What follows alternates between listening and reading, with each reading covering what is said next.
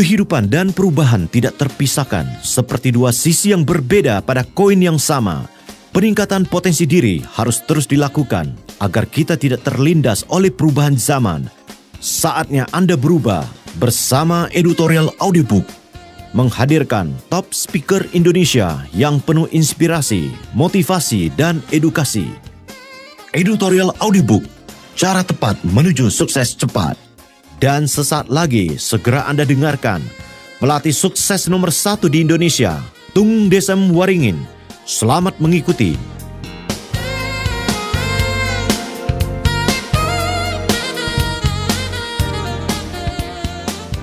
Bagaimana selalu terpilih menjadi pemimpin dan menjadi pemimpin yang didengar dan diikuti. Orang dikatakan pemimpin karena ada orang yang mau mengikutin. Jadi syarat pemimpin adalah ada pengikutnya. Pengikut yang sukarela mau mengikutin berarti dia pemimpin. Kalau ada pemimpin yang tidak diikutin oleh orang lain, berarti dia sebetulnya bukan pemimpin. Untuk itu, ukuran nomor 1 dari seorang pemimpin adalah pengaruh. Entah Anda kepala rumah tangga, entah Anda guru, entah Anda pembicara, entah Anda pemimpin politik, entah Anda presiden dari sebuah perusahaan, entah Anda pemimpin sebuah negara, ataupun organisasi, atau bahkan militer. Kuncinya adalah pengaruh, sehingga orang sukarela mengikuti perintah Anda. Pengaruh timbul ada 3 hal, yaitu 1, karena kita layak dipercaya. Kemudian yang kedua, karena kita mempunyai visi yang lebih baik, lebih panjang, atau lebih luas, sehingga orang tertarik mengikuti visi kita. Yang ketiga, kita punya kemampuan untuk mengkomunikasikan visi kita, sehingga orang memilih kita sebagai pemimpin. Mari kita bahas ketiga hal tersebut. 1, kita tidak akan pernah mau dipimpin orang yang tidak kita percaya. Demikian juga, kita tidak akan pernah berhasil memimpin orang kalau kita tidak dipercaya. Dipercaya timbul karena 3 hal. 1, karena kita punya reputasi dan referensi. Yang kedua, karena kita akrab atau mirip. Orang cenderung percaya ketika kita akrab dan mirip. Yang ketiga, ketika kita kongruen dalam mengkomunikasikan. Jadi orang akan jauh lebih percaya kepada kita. Untuk di awal sebelum kita dipilih. Sekarang kita bedakan terlebih dahulu. Kita bisa dipercaya sebelum dipilih dan dipercaya setelah dipilih. Kalau kita mau dipercaya setelah dipilih, Anda menunjukkan bisa dipercaya, otomatis Anda harus mempunyai 2C, karakter dan kompetensi. Karakter yang baik. Kalau Anda ngomong A ya A, Anda melakukan A juga, walk the talk. Kemudian kompetensi, berarti Anda ahli di bidang yang Anda dipercaya, baru Anda lah bisa menjadi pemimpin. Tapi sebelum dipilih, bagaimana orang bisa menilai Anda supaya Anda layak dipilih? Yaitu tadi, dengan 3 hal. Reputasi dan referensi, Anda akrab dan mirip dengan mereka. Kemudian yang ketiga, Anda kongruen dalam menyampaikan kampanye Anda. Reputasi dan referensi terdiri dari 5 hal. 1, dari penampilan. Penampilan ini perlu dijaga. Betul. Apakah harus tinggi besar? Tidak. Dulu Rudini itu tingginya 1,60 meter juga tetap bisa terpilih jadi pemimpin. Kalau Anda tinggi besar, secara postur akan mempengaruhi. Tapi kalau Anda tidak tinggi dan besar, minimal Anda harus perhatian terhadap cara berpakaian, bau Anda, rambut Anda, sisiran Anda, sehingga menunjukkan Anda layak dipercaya. Seringkali di seminar tentang sales saya membuat joke. Bagaimana Anda bisa dipercaya? Sekarang kalau Anda mau jualan dengan rambut sebelah kanan dikerok, rambut sebelah kiri dikerok, rambut depannya jambul di warna merah, ekornya kuning, kemudian pakai lengan kutungan, yang lengan kiri ada gambar tato, tengkorak yang kanan gambar tato, kucing mati diinjak. Terus kemudian Anda pakai anting-anting, 1 di telinga kanan, 1 di hidung kiri. Kemudian kita Anda ngomong selamat pagi. Di lidah Anda ada tindiknya. Anda bisa jualan tidak? Jawabannya bisa kalau jualannya sabu-sabu. Nah, harus disesuaikan dengan penampilannya. Kalau Anda pengen dipercaya di kalangan preman, ya Anda penampilannya harus seperti preman. Kalau Anda mau di kalangan banker, juga penampilan Anda harus seperti banker. Kalau Anda mau di kalangan masyarakat, nah penampilan ini harus kita jaga sedikit lebih baik daripada audiens kita. Kalau mereka pakai dasi lengan panjang, ya kita pakai dasi lengan panjang plus jas kalau memungkinkan. Kalau tidak mungkin, ya samalah dengan mereka. Nah, pertanyaannya, apakah penampilan tersebut butuh mobil mewah atau bila perlu? Bila perlu. Kalau itu memang terbukti membawa hasil, bisa jadi mobil mewah yang membuat Anda menang. Tapi bisa juga kesederhanaan Anda yang membuat Anda menang. Misalnya Barack Obama ketika lawan dengan John McCain di Amerika pemilihan presiden, John McCain punya mobil mewah banyak sekali. Tapi Barack Obama, no. Saya adalah orang yang sederhana. Dalam kondisi resesi ini, saya layak memimpin Anda, bukan orang yang kaya yang tidak pernah merasakan dalam kondisi sengsara. Nah, ini penampilan disesuaikan dengan kondisi dan situasinya. Tapi kalau Anda mengajar bagaimana jadi sukses, kalau Anda penampilannya tidak sukses, orang juga tidak percaya. Kecuali Anda membuktikan. Betul, hari ini saya pakai Mercedes-Benz, kemudian juga sering kemana-mana pakai helikopter. Nah, tapi di awal-awal karir saya juga hanya pakai Panther Miyabi warna ungu tahun 96, penyok depan, penyok belakang, penyok atas. Dan banyak orang tanya, "Loh, ini ngajarin bagaimana kaya kok pakainya Panther Miyabi?" Saya bilang, yes. Karena inilah yang saya ajarkan, yaitu menunda kesenangan. Saya akan beli Mercy ketika ternak duit saya. Mampu beli, dari pasif income saya, bisa beli, baru saya beli. Saya praktek yang saya ajarkan. Dan itulah yang kondisi kenyataannya. Walaupun saya bisa beli mobil mewah saat itu, saya tetap tidak beli.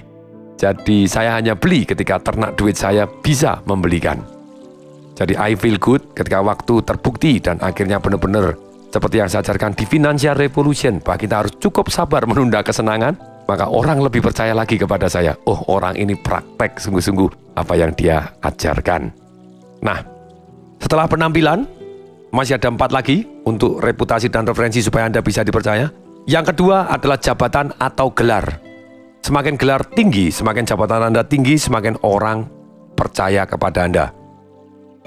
Sadar tidak disadari. Nah, kalau Anda tidak mempunyai nama dan gelar yang besar, jangan beli gelar. Kalau beli gelar nanti malah kena perkara gitu. Jadi lebih baik Anda gunakan jurus yang ketiga supaya punya reputasi dan referensi yang bisa dipercaya. Yaitu apa? Catatan prestasi Anda. Anda jual catatan prestasi. Saya punya catatan prestasi A, B, C, D, E, F, G sampai Z. Nah, dengan demikian orang lebih percaya kepada Anda atau kepada orang yang mempunyai catatan prestasi. Kemudian yang keempat, supaya orang percaya kepada Anda, yaitu Anda terkait dengan nama besar. Contohnya pada waktu di awal karir saya, waktu itu saya jadi pembicara, orang tidak tahu siapa itu Tung Desemwaringin. Kebetulan saat itu saya sedang mempromosikan Anthony Robbins, maka saya gunakan nama Anthony Robbins. Tapi tantangannya, ternyata di tahun 2001-2002, Indonesia orang tidak mengenal siapa itu Anthony Robbins, pelatih sukses nomor 1 di dunia. Makanya saya gunakan pada waktu saya promosi, saya tulis, saya pasang fotonya Nelson Mandela, Gorbachev, Lady Diana, Andre Agassi, Michael Jordan, Serena Williams, Donna Karan. Saya tulis di bawahnya, apa yang sama dari orang-orang di atas ini. Kemudian saya pasang foto Anthony Robbins. Mereka semua adalah murid dari pelatih sukses nomor 1 di dunia, Anthony Robbins. Kemudian saya pasang foto saya di bawah, Tung Desemwaringin, eksklusif authorized consultant Anthony Robbins di Indonesia. Nah, akibatnya mendadak level saya sama dengan Nelson Mandela, Gorbachev, Lady Diana, Andre Agassi, Michael Jordan, Bill Clinton juga. Nah, dengan demikian orang jauh lebih percaya kepada saya. Makanya pada waktu saya di awal-awal jadi pembicara, perusahaan-perusahaan asing lah yang mengundang saya karena banyak orang tidak mengenal siapa Anthony Robbins. Dan ketika mengenal Nelson Mandela, mereka jauh lebih mantap dan percaya. Nah, inilah terkait dengan nama besar. Anda bisa kaitkan dengan nama besar, kaitkan. Kemudian yang kelima, yaitu dengan edifikasi. Biarkan orang lain yang ngomong baik tentang kita. Dalam hal ini kita bisa janjian untuk saling omong baik. Anda akan bisa dipercaya, kemungkinan Anda dipilih menjadi pemimpin akan jauh lebih besar.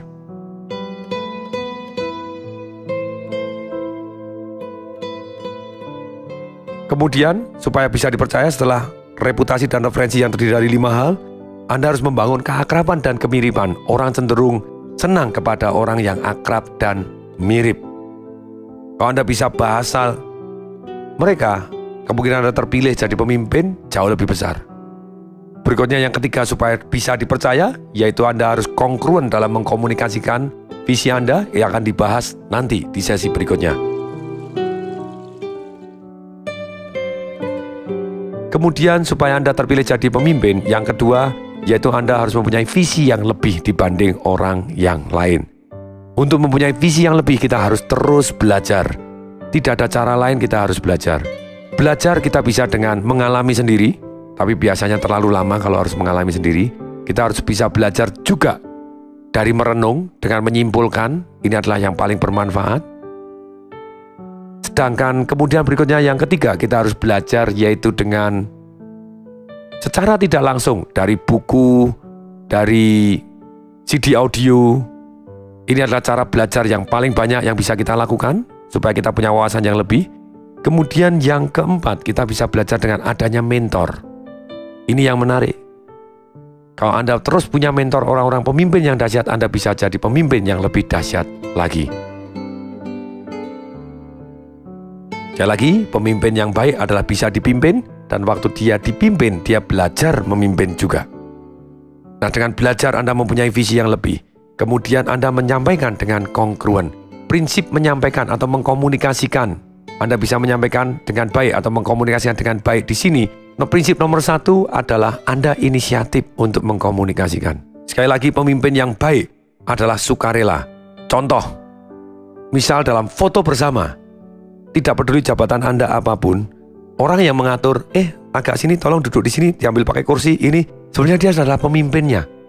Kemudian di dalam rapat, siapa yang mau tanya, siapa yang inisiatif, siapa yang punya pemikiran, dia berani mengkomunikasikan. Orang yang berani mengkomunikasikan, dia akan jauh lebih dikenal. Saya pribadi pada waktu aktif di organisasi Asosiasi Manajer Indonesia di Malang ataupun di Jakarta, saya terpilih sebagai ketua. Sebetulnya ada caranya, yaitu saya aktif kalau di tempat acara selalu duduk di depan, ini detailnya mengkomunikasikan. Dan pada waktu ada seminar, ada acara, saya tanya, saya usul, dan saya sebutkan nama saya. Sedemikian saya dikenal. Kalau saya tidak dikenal, bagaimana saya bisa terpilih menjadi pemimpin? Ini kunci mengkomunikasikan. Anda inisiatif untuk mengkomunikasikan. Sehingga Anda dikenal. Kalau Anda tidak dikenal, tidak ada yang memilih Anda. Dan Anda mengkomunikasikan visi Anda dengan yang lebih baik. Seperti Barack Obama, walaupun secara akrab atau mirip, mungkin dia tidak mirip dengan kebanyakan orang kulit putih di Amerika, tapi dia jago sekali mengkomunikasikan secara kongruen bulat. Dan dia inisiatif, dia berani berdiri, dia berani ngomong.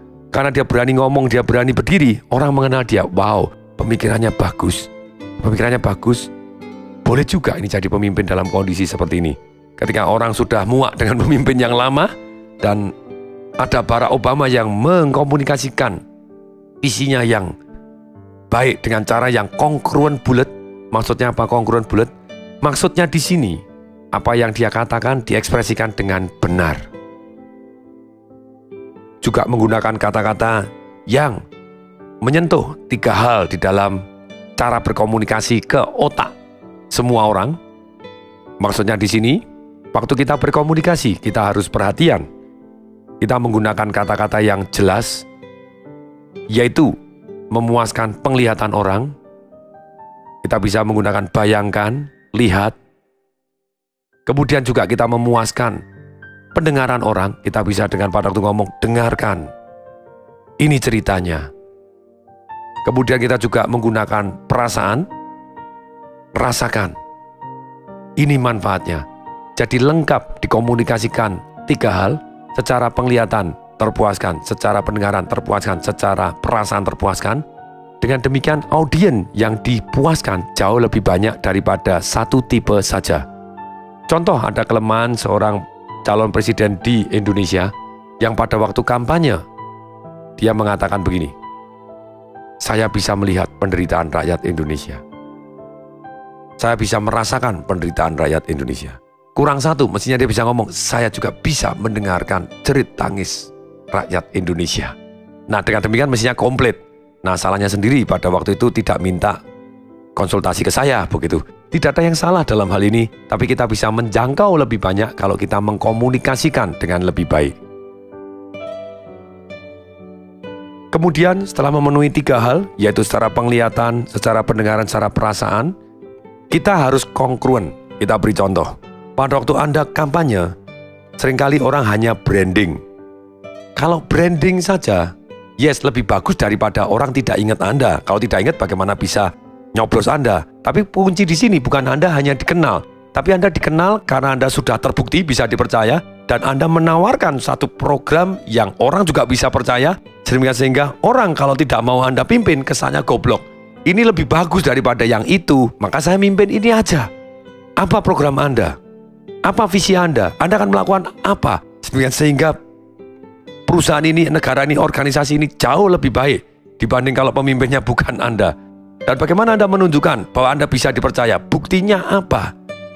Dengan Anda bisa dipercaya, Anda komunikasikan bisa dipercaya, dan visi Anda, program Anda, penawaran Anda, kalau Anda jadi pemimpin, kemungkinan Anda dipilih akan jadi jauh lebih besar. Ada seni bagaimana Anda bisa didengarkan dan diikutin di dalam rapat. Siapa sih dalam rapat selalu akan didengarkan? Yaitu satu adalah orang yang paling berkuasa, entah formal non-formal. Siapa dia yang paling berkuasa? Bisa jadi dia yang paling senior, bisa jadi dia yang secara jabatan yang paling tinggi, atau siapa tahu dia yang paling kaya, atau sponsor yang paling besar. Maka dia dianggap orang yang paling berkuasa dan didengarkan. Nah, kalau Anda bukan yang paling berkuasa, bisa tidak Anda didengarkan? Bisa, yaitu kalau Anda adalah orang yang paling tahu atau yang paling pandai. Anda punya visi yang paling luas, Anda paling tahu ini resikonya, ini keuntungannya, Anda bisa jabarkan dengan sangat baik, Anda yang paling pintar, Anda akan didengarkan. Nah, sekarang kalau Anda bukan yang paling pintar dan Anda bukan yang paling berkuasa, Anda masih punya kesempatan lagi menjadi pemimpin supaya Anda bisa dipilih menjadi pemimpin. Yaitu apa? Anda yang paling taat peraturan. Ketika omongan melebar kanan dan kiri Anda, sebentar, aturannya apa? Anda taat peraturannya, Anda didengar. Yang keempat, kalau Anda bukan yang paling tahu peraturannya, Anda juga bukan yang paling pintar atau tahu permasalahannya, Anda juga bukan paling berkuasa. Yang keempat, Anda bisa didengarkan, yaitu apabila Anda yang ngomong paling keras dan paling yakin. Di mana orang tidak yakin, Anda yakin mantap sekali, Anda ngomong kongruen bulat. Apa yang Anda katakan, ekspresi wajah Anda benar-benar, orang bisa ngikut Anda. Karena banyak orang tidak mau ngotot dan tidak mau berargumen. Bahkan orang yang pintar pun seringkali takut karena mereka menyaksikan, karena kalah yakin dengan Anda. Nah, kemudian yang kelima, kalau Anda bukan yang paling yakin, karena Anda juga nggak tahu, dan Anda nggak bisa sok yakin. Kemudian saran Anda, kalau Anda tidak yakin, janganlah sok yakin juga. Kemudian Anda juga bukan paling berkuasa, Anda bukan paling pintar dan bukan paling tahu peraturannya. Anda masih punya kesempatan satu lagi untuk didengarkan, yaitu ketika Anda yang menyimpulkan, Anda akan terpilih jadi pemimpin. Maksudnya begini, yang menyimpulkan, itu saya belajar dari Presiden Soekarno, dikatakan bahwa kalau Anda yang paling tahu, Anda ngomong yang pertama. Tapi kalau Anda tidak tahu, Anda ngomong yang terakhir, Anda yang menyimpulkan. Misalnya di dalam rapat, contoh gampang, pada waktu dulu saya pernah kepilih jadi ketua kelas di satu pelatihan. Pada waktu itu, saya bukan orang yang paling tahu untuk kondisi Jakarta karena saya adalah pendatang. Kemudian di pelatihan yang datang dari seluruh Indonesia ini, kita mau mengadakan perpisahan tur bersama. Nah, untuk mengadakan tur bersama, saya bukan orang yang paling tahu. Ada orang yang usul, wah lebih baik pergi ke Anyer. Anyer seperti apa saya belum tahu. Ada orang bilang, oh lebih baik ke puncak, nginep di puncak.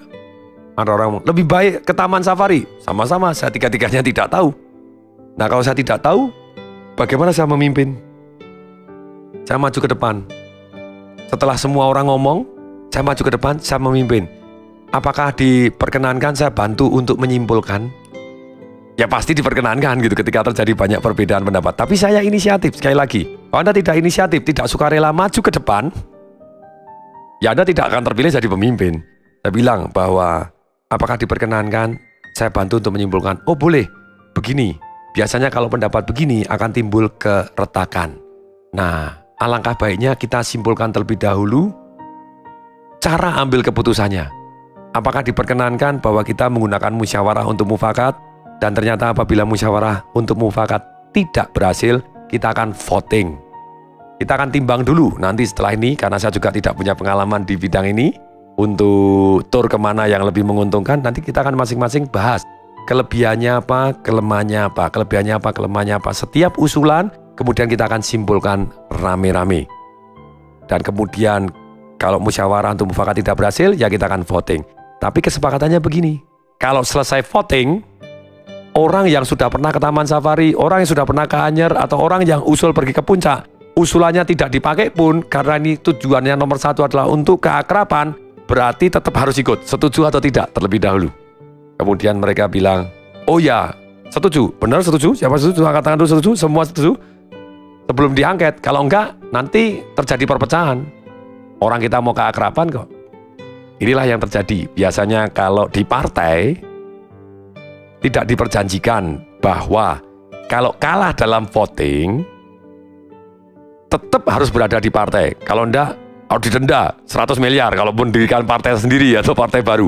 Nah, kalau enggak, untuk apa ada pemilihan demokratis kalau ternyata bukan demokratis, kalau tidak bisa menerima kekalahan. Jadi lebih baik diperjanjikan di depan.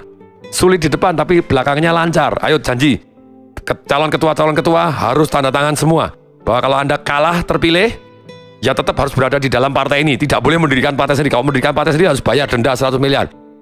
Kalau enggak, usah pemilihan. Kalau enggak, nanti percuma. Yang kalah buat partai baru. Organisasi sama, kalah nanti buat organisasi baru, ya celaka. Nah, dalam hal ini kita sepakati lebih dahulu. Nah, waktu itu juga sama, sepakat ya, harus sepakat di depan dulu. Setuju? Kalau enggak, ya percuma. Ini tujuannya keakraban, tujuannya memilih yang terbaik, bukan terjadi perpecahan. Oke, setuju, semua setuju, setuju. Nah, ketika setuju, oke, kita minta yang usul di Taman Safari cerita keuntungannya apa kalau pergi ke Taman Safari. Oh, mudah Pak, sehari selesai, sampai waktunya tidak butuh biaya banyak, bisa selesai, semuanya selesai, ini mudah, dan ini keakraban, yang paling penting kan pergi bersama. Oke, biayanya sekitar berapa? Oh, sekian gini. Terus kemudian yang ke Anyer, oh kelebihannya Pak, menarik. Wah, itu gini, bukan menarik. Butuh biayanya berapa? Sekian. Oke. Kemudian yang ke puncak, oke, butuh biaya sekian. Kelebihannya apa? Nah, sudah selesai, mari kita musyawarah untuk mufakat. Bagaimana? Ini kan kelebihannya bagus-bagus gini. Bagaimana kalau yang ini ternyata tidak bisa musyawarah, tidak bisa untuk mufakat? Ya sudah, di voting. Begitu voting, tak, yang menang dengan segala alasannya adalah Taman Safari. Mendadak ada orang, wah kalau Taman Safari aku tidak mau ikut, aku sudah sering kok. Masih ingat kesepakatan awal? Bahwa apapun keputusannya harus ikut. Gimana teman-teman, setuju? Setuju. Anda nanti ngomong secara pribadi ya ke saya. Nah, sengaja tidak frontal di sana. Kalau frontal nanti berbantah-bantahan. Keputusannya akan mentah lagi. Jadi kita deketin yang tidak setuju, kita akan deketin secara pribadi. Nanti ngomong secara pribadi ya. Nah, secara pribadi baru kita ngomong baik-baik. Tadi kan kita sepakat, ya sudahlah kita. Tapi aku udah sering gini yo. Udah sering, tak apa-apa deh. Atau masalah biaya. Kalau masalah biaya kita akan rame-rame kan gitu ya, kita gotong rame-rame. Nah, enggak, bukan masalah biaya. Ya ayo ikut. Ya akhirnya ya sudah deh ikut. Itu pendekatan pribadi. Jadi di dalam memimpin supaya Anda didengar, kalau Anda tidak tahu ya Anda yang menyimpulkan. Kalau Anda inisiatif memimpin dan tahu tata cara memimpin seperti ini, kemungkinan organisasi Anda tetap bertahan besar jauh lebih banyak daripada Anda tidak menulis perjanjian di awal. Pada waktu saya training, saya hampir selalu terpilih menjadi ketua kelas. Di organisasi juga kepilih jadi ketua, karena tahu caranya.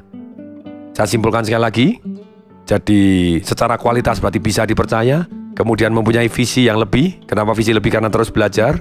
Kemudian mau mengkomunikasikan secara sukarela. Duduk di deretan paling depan, selalu tanya, dan waktu tanya sebutkan nama, dan inisiatif. Dan pemimpin yang baik, itu dia bukan sok tahu di semua hal. Pada waktu outbound training, misalnya dibagi 4 kelompok. Di kelompok 1 saya kepilih jadi ketua. Setelah kelompok 1 digabung dengan kelompok 2, saya kepilih jadi ketua. Ketika 4 kelompok digabung semua, saya kepilih jadi ketua.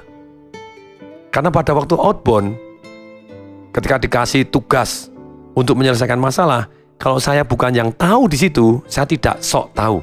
Saya tanya, siapa yang menguasai bidang ini? Siapa yang bisa menyelesaikan masalah ini? Misalnya rafting, saya tanya, siapa yang pernah rafting? Siapa yang jago rafting? Siapa yang pernah begini? Siapa yang tahu bisa mengemudi? Siapa yang punya pengalaman? Saya, Pak. Oke, kamu yang ngatur. Tidak harus saya. Kalau saya tidak punya pengalaman, saya ngatur rafting, nggak celaka gitu. Dan saya biarkan dia mimpin. Kalau dia mimpin kemudian saya, kamu jangan begini, jangan begini. Saya ateng sok tahu, ya problemnya ada 2 pemimpin dalam satu kapal, 2 nakoda, ya kapalnya bisa berantakan. Kalau orang yang memang tahu di bidangnya, kita kasih kesempatan supaya dia bisa memimpin dengan baik. Jadi inilah, makanya pada waktu di outbound training di 4 kelas, ketika sore hari sudah selesai semua, 2 hari bersama outbound, kemudian di hari terakhir, di malam terakhir, ketika semua orang diminta membawa uang Rp500, 1.000 dan 5.000, berikan yang 5.000 kepada orang yang Anda anggap menginspirasikan Anda untuk jauh lebih baik, dan Anda terkesan bahwa orang ini dahsyat bisa memimpin Anda ataupun membuat diri Anda jadi lebih baik. Ternyata saya terima 5.000 paling banyak, dengan orang yang nomor 2 jauh. Karena yang nomor 2 kan paling terima 1.000. Saya terima 5.000, terima 1.000 juga, terima 500, tapi total 5.000 yang saya terima jauh lebih banyak. Akibatnya pada waktu pemilihan berikutnya, ketua asosiasi manajemen saya juga terpilih. Nah, kembali lagi, inilah prinsip-prinsip dalam menjadi pemimpin. Semoga bermanfaat. Saya Tung Desem Waringin mengucapkan salam dahsyat. Baru saja Anda dengarkan editorial audiobook bersama pelatih sukses nomor 1 di Indonesia, Tung Desem Waringin. Dapatkan juga serial audiobook bersama top speaker Indonesia lainnya yang akan menginspirasi dan memotivasi kehidupan Anda. Sampai jumpa.